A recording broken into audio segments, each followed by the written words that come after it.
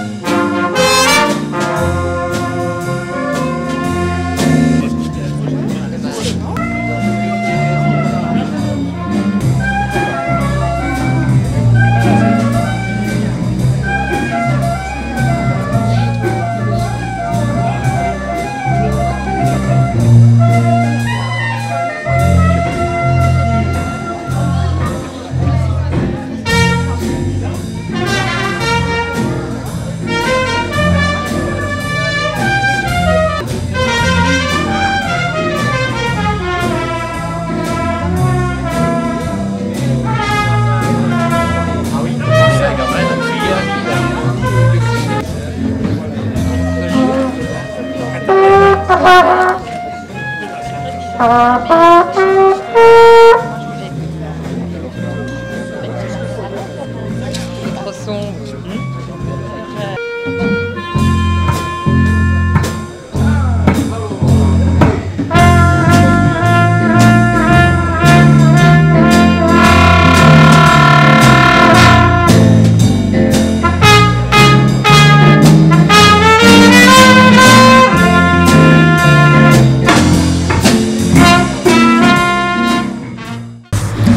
La céramique, ça fait 14 ans que je fais de la céramique, mais ici, bon, ça fait que 4-5 ans que je me suis spécialisée dans le raku.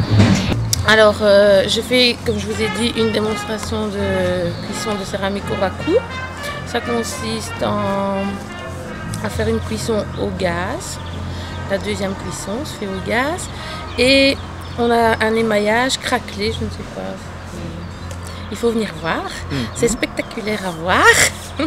Parce qu'on cuit les pièces et puis quand le four est à 900 degrés, on ouvre le four et là les pièces sont en fusion et on les sort. À ce moment-là, il se passe un choc thermique et on les met dans la sciure. Ici, on va faire une animation pour les enfants. Donc les enfants vont pouvoir émailler une pièce que je cuirai moi-même parce que c'est très dangereux, mais qui pourront emporter ensuite. Mes parents sont arrivés ici en 1936. Au mois de mai 36, et alors donc il a cultivé jusqu'à temps que mon père est décédé en 1970, et alors donc moi j'ai remplacé après. J'ai quitté la ferme en 86, j'ai pris ma prépension. C'est ça. Et alors depuis lors, la ferme a tourné donc sous les ordres de M. Gaillard. À l'époque de M. Rosa, où il y avait à peu près 50% des activités qui représentaient l'élevage, la traite. Ah oui, l'engraissement du bétail, il y avait tout. Il y avait des chevaux, des vaches, des poulains, des veaux, et maintenant c'est terminé. Donc on a changé le mode de culture, on va vers de la grosse culture, de l'exploitation des terres, et on a, par la force des choses, dû rationaliser et supprimer une partie des prairies. Les cultures ont complètement changé, du fait qu'avant on produisait pour le bétail et tout, mais maintenant c'est terminé. Comme il n'y a plus de bétail, on ne met plus de maïs dans le silage pour le nourrir, puisque ça ne sert plus à rien, donc c'est complètement une autre culture. Hein. Ah oui, au début, on mettait le fumier, et puis ça a été on a le plus pu silo de le maïs. faire, voilà. Et puis c'était le maïs qui était ensilé, Oui. et il y avait une dalle de béton, et donc on a enlevé la dalle de béton, et on a fait un jardin, qui est un jardin clos de mur, qui est donc très chaud en été, il y a facilement 30-35 degrés, et puis nous avons un jardin à l'arrière, où Jules avait ses taureaux, Ah oui, c'était le potager. Voilà, ouais. Alors ça a été bien engraissé par le bétail et donc il y avait un potager aussi, donc maintenant c'est un jardin et la terre est vraiment bien engraissée, donc les fleurs poussent bien. Moi je suis participant en tant qu'apiculteur. Ça fait 30 ans que j'ai mon principal hobby qui est l'apiculture, 30 ans que je me bats pour défendre l'abeille noire du pays. Qui est fortement menacée par divers problèmes. Il y a des problèmes de parasites qui est l'acarien varroa, mais il y a aussi je dirais, le gros problème qui est un problème humain qui dépend des traitements qu'on fait subir aux cultures et que finalement c'est l'abeille qui en subit les conséquences. Bon, écoutez, il y a un petit problème, c'est les conditions climatiques étant ce qu'elles sont. J'avais promis une ouverture de ruche à 14 h samedi y compris dimanche. Si le temps le permet, on le fera.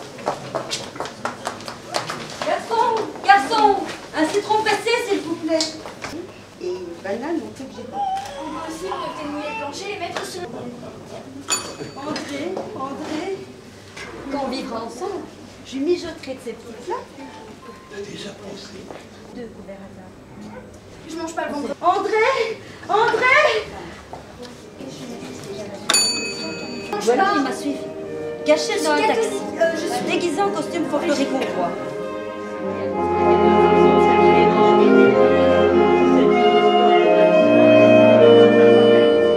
Mon nom est Michel Beau, je suis président de la Société d'Histoire de Kévy, les 10 Clochers. Nous éditons une revue, nous existons depuis 20 ans, mais surtout il y a un point très fort au niveau de notre Société d'Histoire, c'est la photothèque, donc qui contient plus de 10 000 documents. Alors, en fait, pour la première fois, nous organisons une petite exposition publique donc sur le plateau que nous occupons, donc à Givry, dans ce qui est l'ancien pensionnat des frères et qui est maintenant, disons, l'ensemble des bâtiments dans lesquels il y a l'école communale de Givry. Donc voilà. C'est-à-dire, en fait, il y a plusieurs thèmes. Il y a d'abord, en fait, le premier fil rouge, c'est la présentation du cercle à l'occasion du 20e anniversaire de la région wallonne au niveau du patrimoine. Il y a d'autres posters également concernant le rallye que nous avions organisé en 2009. Et il y a également, mais ça reste dans les cartons parce qu'il y en a trop, donc voilà.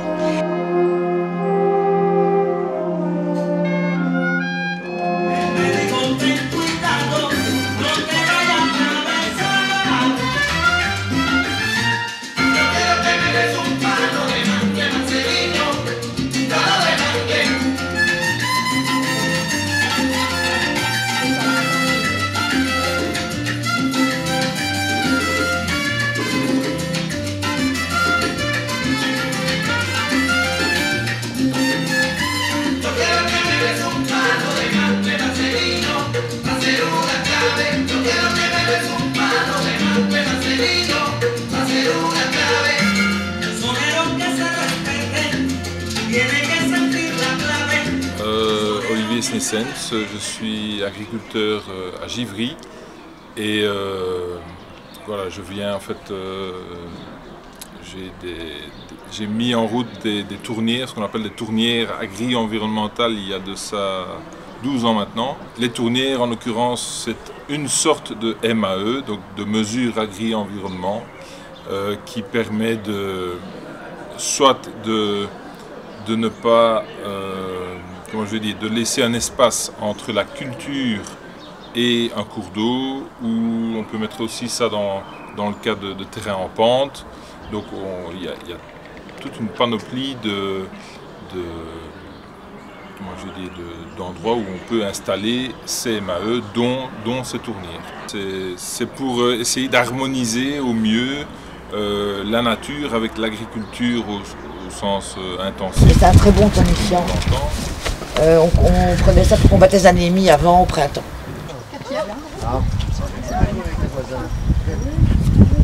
cresson, non? On n'a pas, mais tant mieux, tant mieux.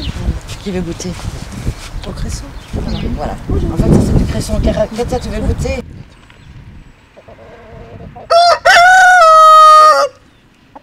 La myéline, c'est ce qui sert à nourrir les connexions entre les neurones. Donc en fait, c'est une plante excellente pour le cerveau. Est-ce que vous connaissez ceci? Je vais partir, elle va être plus calme. Voilà, donc ça c'est du coquelicot. Le coquelicot, il fait partie de la famille des pavots. Donc ça, c'est absolument pas comestible du tout. Alors, oui. Voilà, cuit dans une rata. Comme un épinard, on va Voilà, dire. exactement. Ici aussi, c'est du plantain.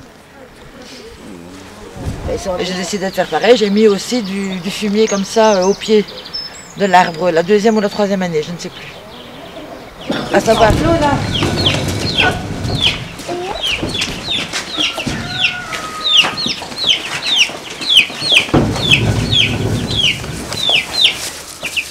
Mets tout, verser avec le bol. Tu peux verser. Clémence, viens sur les genoux, comme ça il y aura une chaise en plus. Donc il y a du bicarbonate aussi. Vous mettez du bicarbonate aussi dedans? Plus électronique. Tout est enregistré dans le constateur, donc le numéro de bac, même le sexe du pigeon qui est dedans, le concours qui participe. Le colombophile revient, quand il a fini de constater tous ces pigeons, revient ici. On met cet appareil sur un socle qui est relié à l'ordinateur et toutes les informations partent dans l'ordinateur avec les heures d'arrivée. Et de là, comme toutes les informations concernant l'amateur sont aussi dans l'ordinateur, il fait un calcul de vitesse immédiatement et un classement. C'est une grande contrainte, la colombophilie. Il faut tous les jours, passer chez ces pigeons, les soigner.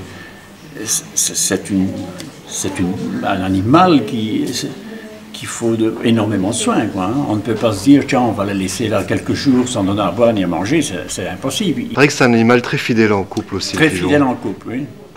Et que s'il revient, c'est pour sa compagne ou son compagnon? Pour sa compagne. Là, c'est une autre méthode de jeu qui est la méthode de veuvage. Donc on sépare les pigeons. Maintenant, pour les concours, les pigeons sont séparés. Et quand ils reviennent du concours, ils rejoignent leur compagne ou leur compagnon, quoi, parce qu'on joue les femelles et les mâles. Ils reviennent pour ça, alors? En principe, oui.